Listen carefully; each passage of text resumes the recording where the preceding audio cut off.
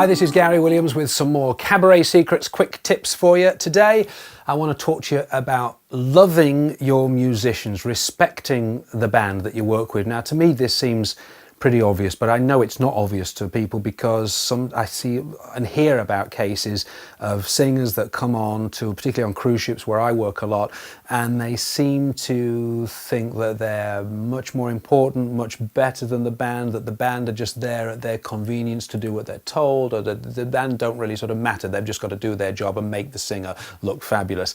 It's such a bad attitude and so unnecessary.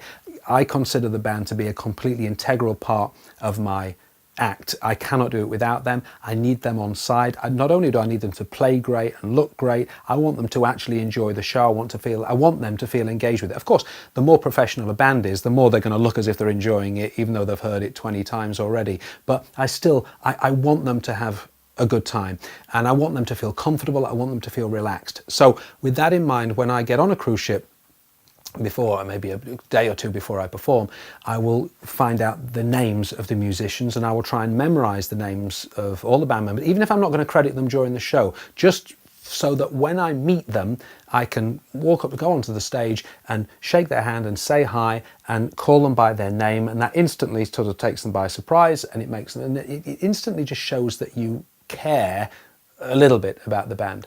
I make sure that the music is beautifully presented. I'm going to talk about this in another video, but the music should be very clean, easy to read. That in itself is a huge mark of respect. If you're giving these musicians that have spent their whole lives, really their whole lives, it's their passion. They've studied music, they're passionate about it. They want to do a great job. They want to make great music. If you give them arrangements which are just a mess and torn and covered in scribbles and pencils and crossings out and all the chords are wrong anyway, what does that say to the band? For me, it just smacks of complete disrespect. You want them to do a great job, but you're giving them nothing, So give them nice, clean charts.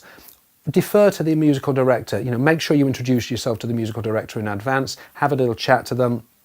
Show them the parts, the music, maybe have a little talk through parts of the show. Just make sure that you're on the same side. You want to basically make sure that they like you, and you want to be on good terms with them. And if something's not right in the band, when you're rehearsing with the band, unless you've got a good relationship with them already, it's not really your place to say to the second sax player, no, that's wrong, you need to be doing this and this. Really, you should talk to the MD first. Before you know the personalities of the band, you should address any concerns, any issues, anything at all to the musical director, and let the MD direct the band, because you might not know. You don't know what you're walking into. There could have just been the previous night a huge row with the band. Somebody could have just lost their mother and they're waiting to fly home on compassionate leave, which you don't know about. Somebody could be on medication that you don't know about. There could be all sorts of stuff going on in the band, that the MD knows that. So use the MD to work with the band, and you can deal with the MD yourself.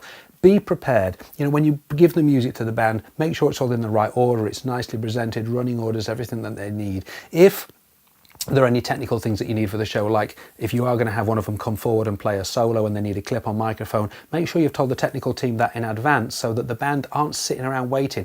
I open my shows on ships with a video. There's some technical stuff that happens. There's a scrim that comes flying out. I walk down these steps. It always takes about 15-20 minutes to rehearse this with the tech team, with video and sound.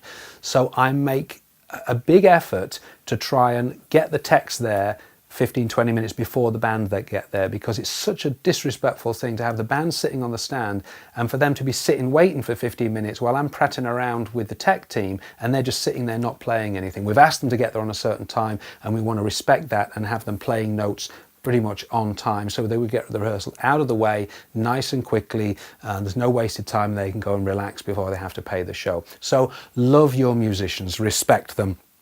And I can promise you that your whole experience on the ship or wherever you're going to be working is going to be much better that way, and you'll get more out of them as well, which in the end is going to make your show look and sound a lot better. This is Gary Williams. For more information like this, more quick tips, you can go to cabaretsecrets.com. You'll find the links for the book Cabaret Secrets there. You can buy it right now from Amazon in paperback or download it for your Kindle. You can find links to download it for your iPad as well. And if you've enjoyed this, subscribe to the Cabaret Secrets channel on YouTube. See you next time.